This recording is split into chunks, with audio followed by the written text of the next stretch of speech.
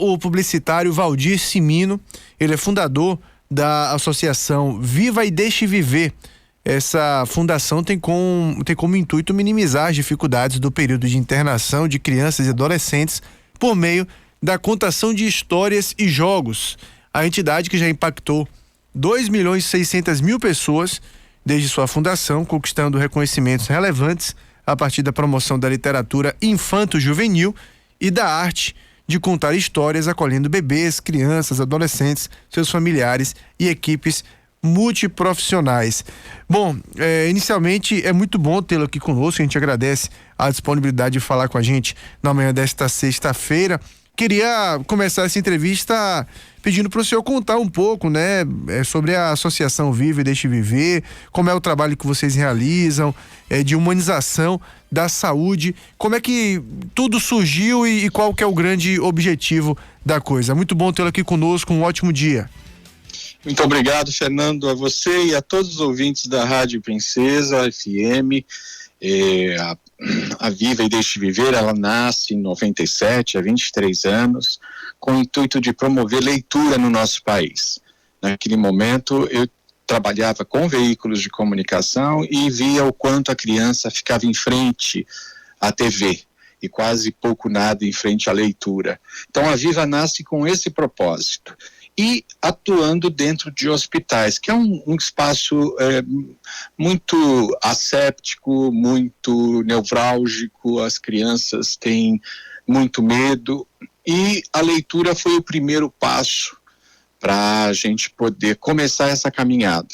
Como você mesmo disse, né, nós estamos hoje, 23 anos depois, com mais de 1.300 voluntários em 86 hospitais. Nesse momento da pandemia, todos eles estão atuando à distância. Já também desenvolvemos o serviço online, ou seja, as crianças nos mostram um caminho muito interessante, porque elas estão muito próximos da tecnologia e também aproximam os pais. Então, a gente não vê a hora de voltar, né? Mas a pandemia nos fez repensar todo o nosso processo de como levar a contação de histórias, o brincar, transformar aquele espaço triste num espaço mais acolhedor. E foi em 2001, Ano Internacional do Voluntário, que a Viva foi convidada pela Prefeitura de Nova York a levar o nosso projeto para fazer parte da abertura do Ano Internacional do Voluntário. E desde essa época a gente promove os fóruns de humanização da saúde. A Bahia, né, muito acolhedora, nós estamos em Salvador, em vários hospitais, assim como junto com as universidades, né? A Universidade do Estado da Bahia nos ajudou muito no desenvolvimento de levar a contação de histórias para dentro da educação. Quer dizer, atuamos na saúde, mas o salto quântico foi na Bahia, tanto pelo conteúdo, que nós aprendemos muito, mas também pelos fóruns de humanização que ganharam muita força aí no estado e na capital. Bom, e é muito, muito bacana, muito interessante esse trabalho. Eu imagino que vocês têm uma série de histórias legais a serem contadas dessa contação de histórias, né? Desse trabalho desenvolvido. E o que é que mais impacta vocês no momento que estão fazendo esse trabalho? O que é que mais dá aquela sensação? Eu até falo muito isso aqui no programa, que no momento que você está fazendo bem ao outro, você está fazendo bem a você mesmo também, porque a sensação é tão gostosa, você se sente tão bem em estar fazendo bem a outra pessoa, que esse bem já volta instantaneamente para você. Como é que é esse impacto na vida de cada um dos voluntários? Então, Fernando, a gente tem um processo de capacitação do nosso voluntário, né? É um período longo, onde ele vai aprender primeiro a mediação de leitura, o brincar, como utilizar o brinquedo. Quer dizer, ele se retroalimenta de informação. Então, ele vai ajudar, mas ele também está se aprimorando, né, esse voluntário. E nesse desenvolvimento humano que a gente desenvolve, que a gente promove, a gente a gente institucionalizou os 3 Cs do voluntário. Então, esse voluntário precisa ter consciência da causa que ele está adotando, que ele está abraçando, né? Ele tem que entender que trabalho voluntário é trabalho, né? Não é de vez em quando. E com essa consciência, ele também vai entender o que é o mundo da saúde. Ele passa a se cuidar, né? Porque no processo de capacitação a gente vai mostrando que se a gente não tiver bem cuidado, não vai adiantar cuidar do outro, né? A gente vai absorver as dores, os problemas. Então, as pessoas acham que contar histórias em hospital é fácil. Não é fácil, porque a gente tem que levar o carinho e a atenção. Depois a gente tem o compromisso. Você tem que estar compromissado com a criança, com a família, né? Nós descobrimos nessa caminhada que fizemos várias pesquisas que 75% dos pais não leem para os seus filhos, não têm o hábito de leitura. E é no hospital, muitas vezes, que ele vai perceber que o filho gosta de ler, gosta da brincadeira e que ele pode fazer isso também. Por isso que a extensão da família nesse encontro é muito interessante, assim como os profissionais da saúde, que muitos adotaram esse procedimento e fazem até um curso para melhorar a sua aptidão. Não são voluntários do Viva, mas se beneficiam desse curso, né? E, por último, é a constância. O voluntário tem que ser sempre, não é de vez em quando, não é quando só chove, né? Ele tem que colocar isso como uma prática na vida dele. E, a partir daí, então, a gente constrói essa relação, essa relação humana, né? Essa relação de um conhecer o outro. E isso faz da Viva Deixe Viver a diferença. Todos os nossos voluntários também, Fernando, eles registram a participação deles já num diário online, que isso serve para os hospitais perceber as boas práticas que nós estamos desenvolvendo. Como você mesmo falou, a gente tem crianças crônicas que a gente conhece a vida toda, né? Esse é aquele paciente que você vai ver sempre. E a gente vê evolução nessas crianças de uma forma fantástica, né? Nós temos até um exemplo emblemático da Mari, uma criança que a gente conheceu aos 4 anos. Aos 8 anos ela já era devoradora de livros e hoje aos 27 é autora de livros e também colabora com a Associação Vive Deixe Viver. Temos vários exemplos, mas é isso. Muitas vezes o voluntário acha que vai fazer o bem, mas ele também está fazendo o bem para ele, e isso é muito importante. E do ponto de vista clínico, que impacto vocês notam que isso gera, né? Claro, a gente está falando de doenças muitas vezes crônicas, claro, cada caso é um caso, né? Tem crianças que têm um quadro mais leve, outros um quadro mais grave, mas clinicamente falando, vocês já chegaram a notar em alguns momentos uma melhora do paciente, isso ajudando na própria reabilitação a partir da melhora do humor, da melhora de perspectiva da própria criança sobre aquele momento que ela está vivendo ali? Eu faço parte do Comitê de Humanização do Instituto de Infectologia Emílio Ribas e do HC aqui de São Paulo. Assim como nossos representantes em outras praças também, né, estão próximos desses comitês que foram criados a partir da política de humanização da saúde.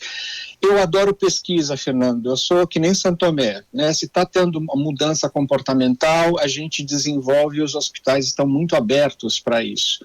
Então, em alguns hospitais nós somos prescritos, olha que interessante, né? No próprio prontuário, olha, a criança precisa de contação de história, precisa de acolhimento.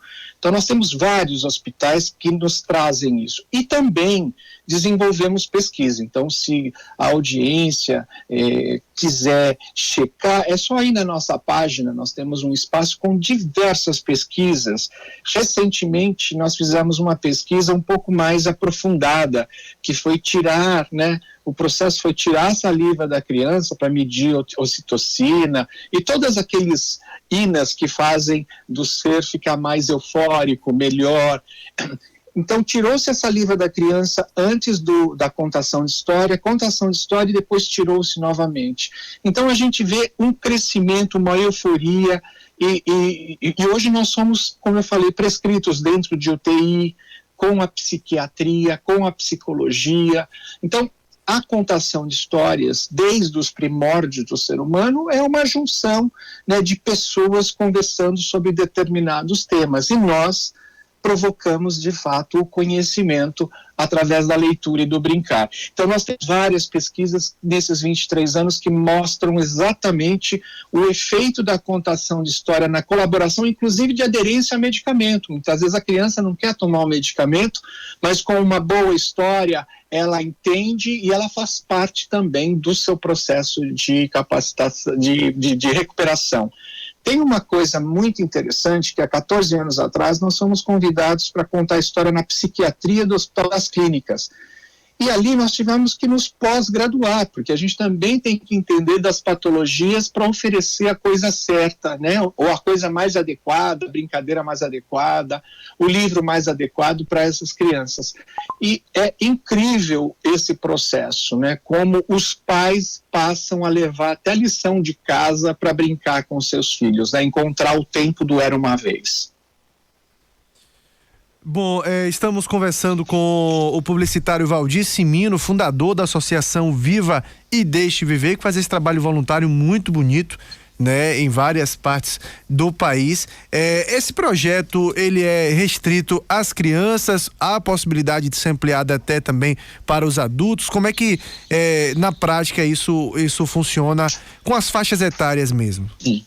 Então, nós temos no nosso processo de capacitação são 10 módulos. Os 6 primeiros módulos, a pessoa pode se formar e contar a história onde ela quiser, né? Porque tem muitas pessoas que não conseguem estar dentro de um hospital, ou pelo cheiro, ou pela ansiedade, ou pela tristeza, muitas vezes, que a gente vai lidar com a tristeza, com a dor da criança, e a gente tem que estar atento a isso, né? Então, com 6 módulos do nosso curso, o interessado, o voluntário, leva a história, pode levar para um asilo, pode levar para adultos, pode levar até para a penitenciária, que a gente já teve muitos exemplos de pessoas que se formam e vão contar histórias em outro. O módulo, o curso completo para atuar no hospital são mais 4 módulos que a gente vai mostrar o que é estar dentro de um hospital, quais são os cuidados, né? Porque a gente faz um trabalho muito próximo aos profissionais da saúde. Então, nós precisamos entender das normas, das práticas, o que pode, o que não pode, né? A gente tem que ter todos os cuidados que o próprio profissional da saúde tem. Então, isso dá segurança para o voluntário poder atuar nesse âmbito.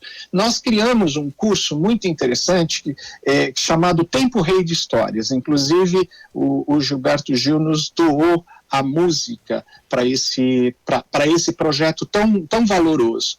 A gente vai para dentro, voluntários vão para dentro de asilos, coletam, dão escuta qualificada para os velhinhos, tiram as boas histórias deles e a gente leva para o site Tempo Rei de Histórias. Depois o contador de história no hospital com um tablet pode contar a história desse senhorzinho ou dessa senhorazinha para a criança. E os efeitos são extraordinários, porque você faz uma ponte, né, entre a melhor idade com a criança.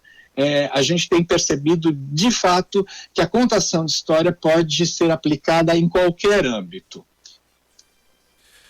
Bom, em relação a esse momento que a gente vive um momento de pandemia, você já falava aí que muita gente tem feito esse trabalho de forma online, né? De forma não presencial nos hospitais. Por motivos óbvios, a gente vive um momento muito complicado e a possibilidade de infecção em âmbito hospitalar também é uma realidade.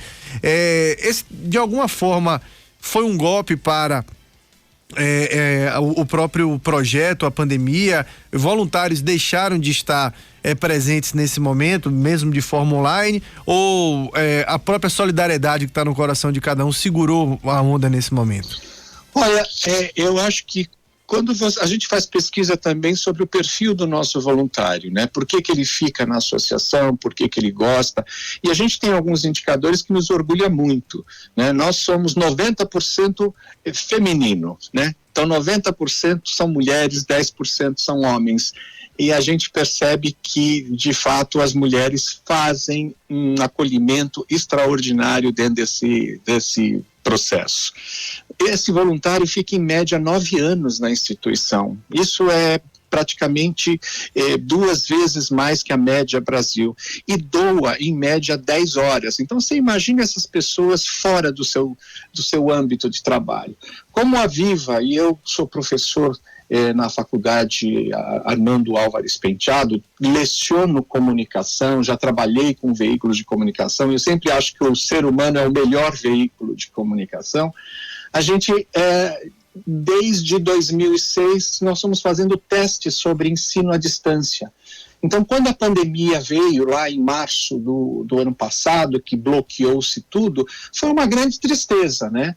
Mas nós saímos do analógico, ligamos o digital que já estava preparado, e hoje nós temos 2 horários do dia, da semana como um todo, que é das 10 da manhã até as 12, ao meio-dia, e depois das 15 às 17, onde a gente abriu salas. E o grande barato, Fernando, é que entra a criança hospitalizada, entra a família, mas também entra a criança que nesse momento não está podendo usufruir a escola, entra todo mundo, virou uma grande plateia, né? Então a gente percebeu que a gente se desligou nesse momento do presencial, mas a gente conseguiu implantar com sabedoria, porque a gente já vinha estudando o processo do ensino à distância e das relações online, né? Então eu diria para você que a gente não vê a hora de voltar, entendeu? Mas nesse momento a gente compreendeu, e nós tivemos inclusive que parte da nossa população, dos nossos voluntários, nós também instrumentalizamos com a tecnologia. Tinha gente que não sabia ligar o computador, né? Nós temos uma parte da nossa população, 35%, são pessoas que estão acima dos 70%, então a tecnologia passava a ser um pouco mais difícil. Então nós também demos esse suporte para todas essas pessoas não ficarem desconectadas. É bom, e amanhã a gente tem, né, a Associação Isso. Viva e Deixe Viver vai fazer um fórum de humanização. Queria que você falasse um pouco a respeito desse fórum, né, a programação, como que vai acontecer, e se todo mundo pode se inscrever, se tem restrição, como é que é isso? Então, o fórum, ele nasce em 2001, no Ano Internacional do Voluntário. Nós estamos comemorando 20 anos dessa caminhada. E nessa caminhada, esse fórum foi um dos primeiros a levantar a bandeira da humanização da saúde, quando poucas pessoas discutiam isso. Ele vem como um marco, porque em São Paulo, em 2001, nasce o Programa de Humanização da Saúde, um programa que ainda não é uma política pública, o gestor do hospital aplica se quer, desenvolve se quer. Mas em 2003 se transforma numa política pública e a partir daí os hospitais têm que se envolver. E a gente quer mostrar as boas práticas da saúde, né? Porque diariamente a gente só vê tristeza e angústia, ou as notícias da saúde muitas vezes são calamitosas. Mas os hospitais produzem coisas legais, e esses comitês de humanização, quer dizer, dos 86 hospitais parceiros da Viva, nós estamos produzindo muita coisa boa. Então, o Viva Humanização, né, são fóruns para a gente mostrar o que os hospitais estão produzindo de bacana. Então, nós vamos ter uma fala muito importante sobre a importância do corpo, do profissional da saúde e da educação. Como é que está nesse momento da pandemia? Então, nós vamos trazer pessoas que de fato têm toda a consciência e informação de como a gente pode cuidar do nosso corpo. Nós vamos também ter um momento que a gente vai mostrar diversas práticas em diversos hospitais parceiros, né? Como é que eles estão fazendo, como é que eles estão cuidando da criança, mas não só da criança, porque o fórum fala de todas as atividades. Nós vamos ter um momento que a Bahia vai participar com a Maria Celeste Ramos da Silva, ela é coordenadora do Fórum de Classe Hospitalar e membro do coletivo Professores da Rede Municipal de Salvador. Aí nós vamos ter vários professores que estão dentro da escola, fazendo com que a criança adoentada continue estudando aquelas crônicas que não podem ir para a escola. Olha que interessante, né? Esse é um tema que precisa ganhar voz no nosso país, porque muitas crianças adoentadas perdem o contato com a educação. Então nós vamos discutir seriamente isso e mostrar boas práticas que estão acontecendo. E depois nós vamos também falar da espiritualidade, né, da integralidade do ser, da fé, né, que as pessoas de fato têm, e que fé também é pesquisa, né? Mostra-se, nós temos várias pesquisas, vários artigos mostrando que a fé, a oração, está junto com o paciente, emanando bons pensamentos. E a gente fecha com a gestão da generosidade. A gente vai mostrar indicadores de sucesso que estão mudando, que estão trazendo indicadores onde aquilo que você falou, brincar, contar histórias, música, o palhaço, né? Todas essas atividades que fazem parte das atividades humanizadoras dentro da saúde, que servem não só para o paciente, mas também para a família e principalmente para os profissionais da saúde, que a gente tem que agradecer muito, né? Todos os dias, todos nós temos que agradecer demais por esses profissionais estarem na linha de frente, nos protegendo. Então, essas pessoas também têm aproveitado esses encontros para aliviar um pouco a dor, o sofrimento. Então, esses fóruns é para todo mundo, é para os sujeitos que produzem saúde, Fernando, para mim, para você, para quem está escutando, né? É muito legal porque nos amplia essa ideia do ato de estar num hospital levando acolhimento. Valdir Cimino, eu quero agradecer imensamente a disponibilidade do senhor de falar conosco, né? É muito bom conhecer um pouco mais da história da Associação Viva e Deixe Viver, saber que está crescendo tanto, né, em tantas partes do país. A gente fica muito feliz com isso, porque a gente fica muito feliz em ver pessoas fazendo o bem e levando isso adiante e meio que até, de alguma forma, evangelizando isso na cabeça das pessoas, a necessidade de fazer o bem, né? Independente de religião. Estou falando utilizar essa palavra porque não deixa de ser, né? Você levar essa ideia adiante. Muito bom tê-lo aqui conosco, a gente agradece e parabéns pelo trabalho, viu? Parabéns mesmo, mais de 2.600.000 pessoas impactadas, né? A partir desse projeto e que mais milhões e milhões venham, porque realmente tudo que vem para o bem tem que ser levado adiante. Um forte abraço. Muito obrigado, agradeço a toda a audiência e quem quiser informações, né, tá lá no nosso site www.vivahumanização.org.br. A gente está muito feliz de poder estar aqui, de conversar com um estado que apoia a Associação Viva e Deixe Viver. Nós temos já hospitais em Salvador que já experimentam, né, há muitos anos essa ação. Muito agradecido a toda a audiência e a você pelo carinho dispensado a esse movimento. Valeu, conversamos então com o Valdir Cimino, fundador, né, do projeto Viva e Deixe Viver.